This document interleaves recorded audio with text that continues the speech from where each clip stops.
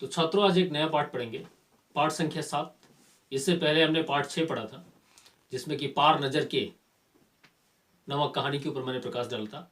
आज पाठ संख्या 7 पढ़ेंगे, जिसमें कविता दी गई है, साथी हाथ बढ़ाना। साथी हाथ बढ़ाना, इस कविता के माध्यम से कवि यह बताने का प्रयास कर रहे हैं कि एकता में बहुत शक्ति होती है और एक साथ मिलकर हम किसी काम को करेंगे तो रास्ते में आने वाले विघ्न, बाधाएं, जो मुसीबतें हैं, उनको आसानी से हम पार कर सकते हैं और कार्य में सफलता की प्राप्ति हो जाती है। आइए इस कविता को पढ़ते हैं और उस कविता के विषय में विशेष तौर पे जानकारी प्राप्त करने का प्रयास करते हैं कि इस कविता में क्या बताया गया है। साथी हाथ बढ़ाना। एक अकेला थक जाएगा, मिलकर बोझ उठाना, साथी हाथ बढ़ाना। हम मेहनत वालों ने जब भी मिलकर कदम बढ़ाया, सागर ने रास्ता छोड़ा, पर्वत ने शीश झुकाया। फौलादी हैं सीने अपने, फौलादी हैं बाहें, हम चाहें तो चट्टानों में पैदा कर दे राहें, साथी हाथ बढ़ाना। इन पंक्तियों के माध्यम से कवि ये कहता है कि एक दूसरे का सहयोग करना है, एक दूसरे का साथ निभाना है, और एक दूसरे का साथ हम अगर निभाते हैं तो एकता में बहुत शक्ति होती है, एकता में बल होता है और उस बल के आधार पर हम काम को आसानी से पूरा कर सकेंगे। एक अकेला व्यक्ति अगर किसी कार्य को करता है तो वह बहुत जल्दी थक जाएगा, परंतु सभी मिलकर उस कार्य को करते हैं तो वह कार्य आसानी से पूरा हो जाएगा। और जब भी मेहनत वालों ने अपने परिश्रम के बल पर कार्य करना आरंभ किया है, कदम आगे बढ़ाया है, तो बड़ा से बड़ा मुसीबत भी उनके सामने टिक नहीं पाया है। यहाँ तक कि लोगों ने समुद्र के ऊपर भी रास्ता बनाने का कार्य किया है, पुल निर्माण का कार्य किया है, और पर्वत के ऊपर भी चढ़ने में कामयाब हो गए हैं। सागर ने रास्ता छोड़ा, पर्वत ने शीश झुकाया। इन पंक्तियों के माध्यम से कभी ये बताने का प्रयास कर रहे हैं कि कठिन से कठिन परिस्थितियों में भी व्यक्ति एक साथ मिलकर मुसीबतों का सामना कर सकता है और अपनी मंजिल तक पहुंच सकता है। बड़े से बड़े समुद्र के ऊपर भी पुल का निर्माण किया जा सकता है और बड़े से बड़े विशाल काय पर्वत के ऊपर भी निर्माण कार्य किया जा सकता है, तथा वहां तक लोग पहुंचने में कामयाब हुए हैं। आगे की पंक्तियां में यह बताया गया कि फौलादी हैं सीने अपने, फौलादी हैं बाहें।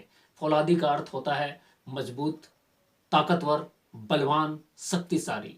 हमारे जो सीने हैं वह फौलाद से बने हुए हैं, अर्थात हम कठिन से कठिन चुनौतियों का सामना करने को तैयार हैं। हमारी बाहें बहुत ही मजबूत हैं, ताकतवर हैं, शक्तिशाली हैं, और इन बाजुओं के बल पर हम किसी भी कार्य को अंजाम दे सकते हैं। और मनुष्य ने चट्टानों में भी रास्ते पैदा करने का कार्य किया है, पत्थरों को तोड़कर भी रास्ते का निर्माण किया है। चट्टान यहाँ पे मुसीबतों का संकेत देते हैं और बड़ी से बड़ी मुसीबतों को पार करने में मनुष्य कामयाब हुए हैं। इस तरह से सभी को एक साथ मिलकर कार्य करने का संदेश दिया गया है। आगे की पंक्तियों को देखते हैं, क्या बताया गया है।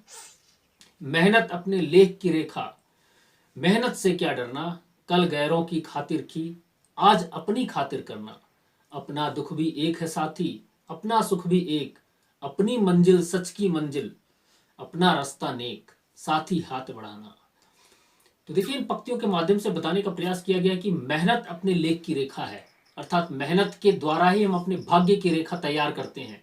जो परिश्रम करने वाले होते हैं वो अपने परिश्रम पर भरोसा करते हैं, अपने हाथ की कलाइयों में दिए हुए रेखाओं पर भरोसा नहीं करते हैं, बल्कि वह अपनी रेखा, किस्मत की रेखा अपनी मेहनत से लिखते हैं। तो मेहनत से डरना नहीं चाहिए। आलसी व्यक्ति परिश्रम करने से डरता है, जो परिश्रमी होते हैं वह मेहनत से डरते नहीं है, क्योंकि मेहनत ही एकमात्र वो मार्ग है जिसके द्वारा हम सफलता की प्राप्ति कर सकते हैं।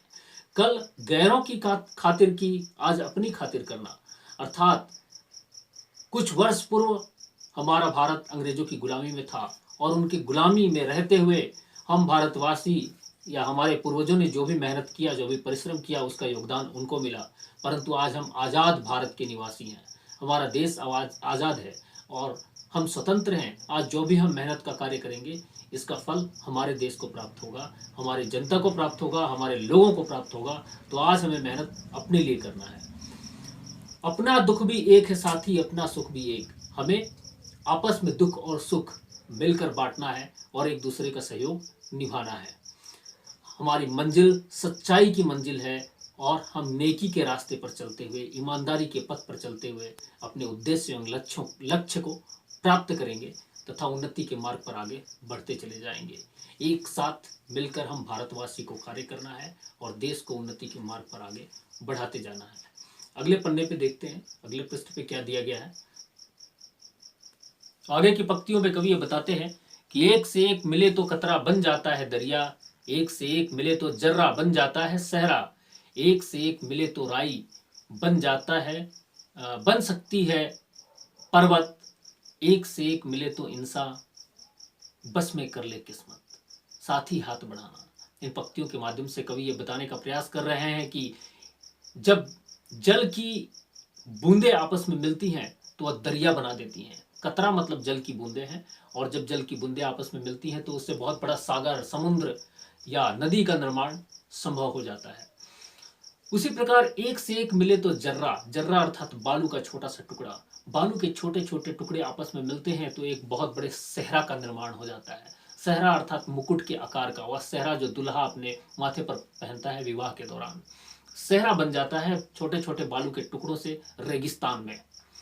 एक से एक मिले तो राई बन सकती है पर्वत, जब छोटे छोटे सरसों के दाने, राई मतलब सरसों के दाने हैं, जब छोटे छोटे सरसों के दाने मिल जाते हैं ढेर सारे तो वह पर्वत का रूप धारण कर लेते हैं। ठीक उसी प्रकार अगर एक से अधिक इंसान आपस में मिल जाते हैं तो अपनी किस्मत को बस में कर लेते हैं, अपना भाग्य अपने हाथों से लिखते हैं। ये एकता की शक्ति है। एक से अधिक जब इंसान आपस में मिलते हैं तो बड़े से बड़े कार्य को करने की क्षमता वो अपने अंदर रखते हैं। इसलिए कवि यह आग्रह कर रहा है कि साथ ही हाथ बढ़ाना, हम सभी को मिलजुल कर कार्य को अंजाम देना है और अपने देश की प्रगति और उन्नति में योगदान देना है तथा मानव जाति का कल्याण करना है। यही बताने का प्रयास किया गया है। यह कविता साहिर लुधियानी के द्वारा लिखित है और इसे नई दौर नामक फिल्म में फिल्माया गया है। उसमें एक गीत भी है, यह गीत साथ ही हाथ बढ़ाना नामक गीत गाया गया है।